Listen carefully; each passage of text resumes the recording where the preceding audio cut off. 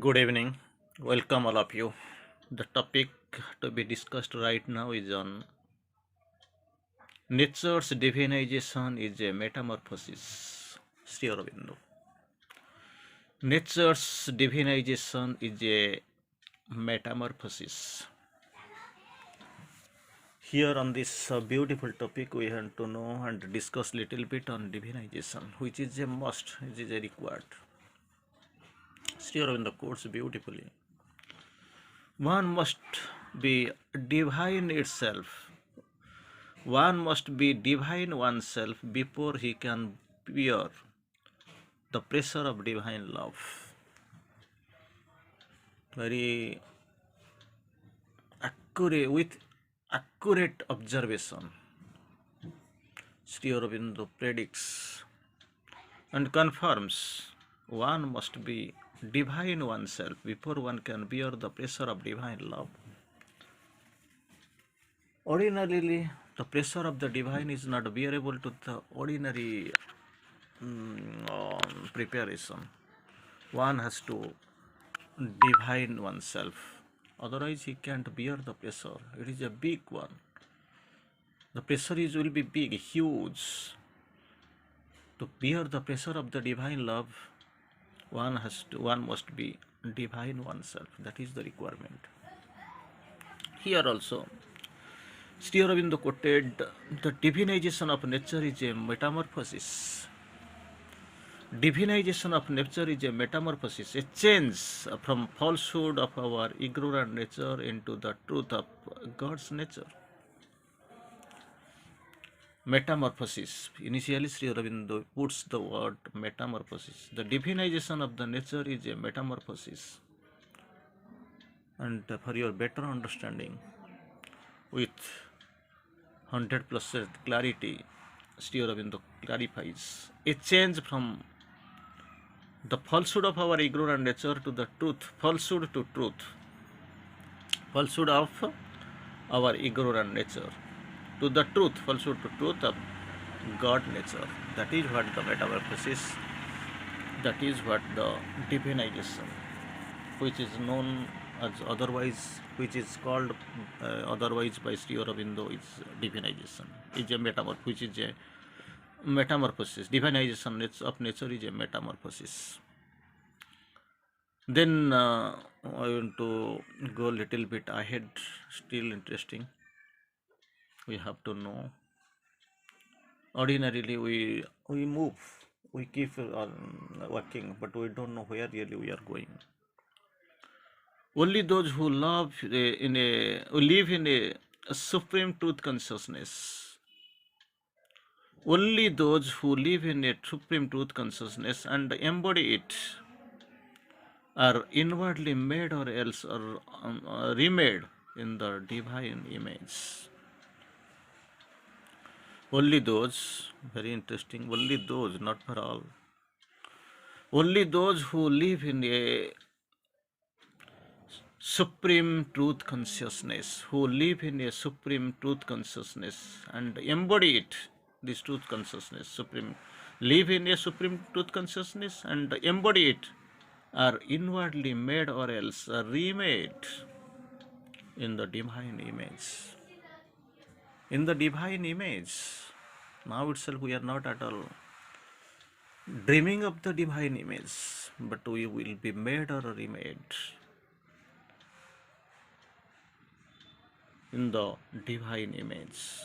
Again, a descent of the divine can alone divinize the human receptacle. Condition is receptacle, not ordinary thing. The descent of the divine, with the divine descent, this divine descent can divinize the human receptacle. Divinization possible, but not all. The human receptacles, they can be divinized. By what? By a descent of the divine. So everything is possible. All this art of nature, which is really condition is receptacle, they can be divinized. It is assurance from Sri Aurobindo. In another format, Sri Aurobindo has quoted divinization. This morning, we had the opportunity of discussing too little bit. Too little bit. In another class, we had the opportunity of analyzing the term divinization. Itself is what does really it means. Divinization, divinization, divinization. Without divinization, nobody can bear the divine love. It is a divinization of nature is a metamorphosis. It is a change from our ignorant human nature to the truth of the God's nature. All these things are very much well interpreted by Sri Aurobindo. We see again and again, we read here. Still, how can we define this divinization, the term? Sri Aurobindo clarifies. Divinization itself does not mean destruction of the human elements. Most of the time we feel you break them off. You break them up, destroy the human elements. Do you feel this is the destruction of these human elements is divinization? Sri Aurobindo says no. Does not mean the destruction of human elements. Then what? If we are not destroying the human elements, then what? It means taking them off, all these human elements, because the Sri Aurobindo has clarified again and again, not to destroy, not to kill, but to transform. To raising them up means 2-3 feet ahead, or 100 feet ahead, or 1000 feet ahead, up. Raising them up, showing them the way to their own perfection. Raising them up, after raising them up, the next step is showing them the way to their own perfection. Perfection is there awaiting. Things needs perfection. You need to be perfected. For that, actually, the way to do their own perfection, to their own perfection. Third, raising them by perfection and perfection to the full power and ananda. Not the perfection that we think of something else. He's a perfect, no, he has the perfect figure. He has the perfect personality. He has the perfect aim. Nothing like this. Perfection of full power and ananda. That is what? Full power and ananda. Ananda and power. They are capital letters. And that means raising the whole earthly life, not one or two. Whole earthly life to its full power and ananda. Again, to its full power and ananda, to raise them up. That is what the requirement. That is what the need of the time. So here this is another beautiful clarification from Sri Aurobindo. Divinization does not mean the destruction of the human elements and simultaneously want to descend something into that place. No. It means taking them off, showing them the way to their own perfection. Third, raising them by a perfection, raising them by a perfection. First one is raising them up. Second, showing the way of perfection. Third, raising them by perfection and perfection to the full power and ananda. Again, Sri Aurobindo waits a little. Not only all any limited or counted human elements, it is for the humanity at large. Humanity at large. That raising the whole earthly life to its full power and ananda. Whole earthly life to its full power and ananda. That is what the meaning of divinization. It is a great way, great thing has been told.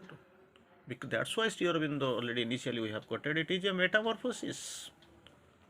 It is a metamorphosis, what Sri Aurobindo quoted. It is a metamorphosis. Divinization of nature is a metamorphosis, which is just one transformation. A change from the falsehood of our ignorant nature. Nature is ignorant. Falsehood of the ignorant nature to the opposite, just opposite. Falsehood to truth of the ignorant nature to God nature. It is not a small thing, a joke. As the way we are thinking of, as the way we take it, that is not the perfected one. So, inwardly made or else remade, who live in the truth consciousness for those and embody it, inwardly make or else. It is inwardly made or else remade, the divine image. That is what the requirement. Again, I will quote, and for the sake of clarity, I will go little bit forward. Everything depends upon the aim. Everything depends upon the aim.